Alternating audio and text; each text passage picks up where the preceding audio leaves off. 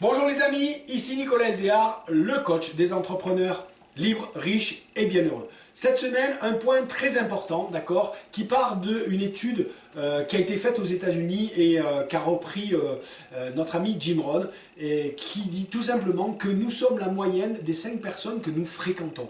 Et oui, c'est intéressant, cette étude statistique a montré que sur plusieurs éléments, j'ai retenu le revenu et le poids parce que c'était amusant et marquant, mais il y a d'autres choses, d'accord, que grosso modo, les 5 personnes que l'on fréquentait le plus, à part notre conjoint, d'accord, eh bien, notre salaire était à peu près égal à l'idée qu'on se faisait du salaire des autres, la moyenne, d'accord. Après, vous prenez les 5 personnes, je vais le faire simple, les 5 personnes que vous fréquentez le plus, vous écrivez sur un papier l'idée du salaire, l'idée que vous vous faites du salaire qui touche, d'accord? C'est peut-être pas le vrai salaire, mais c'est l'idée que vous en faites. Et bien en fait, quand vous faites la somme des salaires de ces 5 personnes, vous la divisez par 5, ça fait la moyenne, et bien votre salaire, il est à peu près égal à ça. Votre revenu est à peu près égal à ça. Intéressant? C'est la même chose sur le poids. Quand vous faites la moyenne des 5 personnes que vous fréquentez le plus, le poids que vous imaginez qu'ils font, et bien votre poids, alors là, ça a été calculé de manière un petit peu plus compliquée. Hein. Je vous fais, grâce de toute cette étude, du rapport poids-taille, etc., machin, qu'on s'imaginait. Et en fait, on tombe à peu près à ça. Ça veut dire quoi? Ça veut dire que les gens qu'on fréquente, on le sait, hein, de bon sens, ont une influence considérable sur eh bien, ce qu'on est, qui on est, etc. D'accord? C'est clair que si on fréquente des entrepreneurs qui sont innovants, qui ont envie de relever des challenges, des défis, qui vous disent que c'est possible d'y aller, etc., eh bien, ça vous donne plus de pêche, d'inspiration, d'idées, d'énergie pour avancer, vous battre, et trouver des idées. Si à l'inverse vous fréquentez que des gens qui se plaignent, qui n'ont pas envie de se bouger, qui râlent, etc., machin, ben petit à petit vous allez être absorbé par ça, d'accord? Alors je mets vers le bas, mais il n'y a pas de jugement par rapport à ce que je dis, mais juste essayez de prendre conscience de ce que vous voulez être et de fréquenter plutôt des personnes qui correspondent à ça, voire qui vous tirent vers en haut. Alors fréquenter comment? Vous allez me dire, putain, mais moi je suis au fin fond du monde, moi j'habite dans les Hautes-Alpes, donc on n'est pas loin du trou du cul du monde, comme on dit chez moi, ok.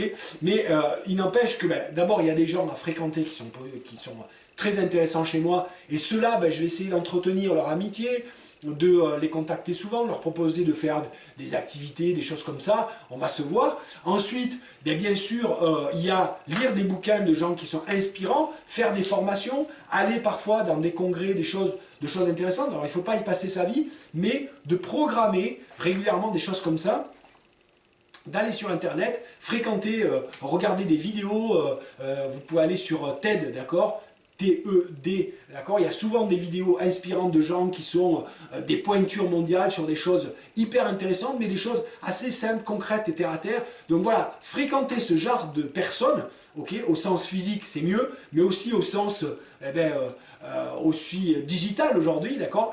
N'hésitez pas, c'est quelque chose qui va être inspirant. Et puis moi, une astuce que je vous donne, et je vous lance ce défi chez vous, j'aimerais bien que vous mettiez en dessous que vous avez réussi à mettre ça, mettez en place ce qu'on appelle des masterminds, d'accord. C'est des regroupements d'entrepreneurs au sens général du terme, des gens qui sont entreprenants, dynamiques, positifs. Essayez de vous regrouper, allez, au moins 3 fois par an, d'accord, pour échanger. C'est ce que faisaient à une certaine époque Henry Ford, Rockefeller, etc.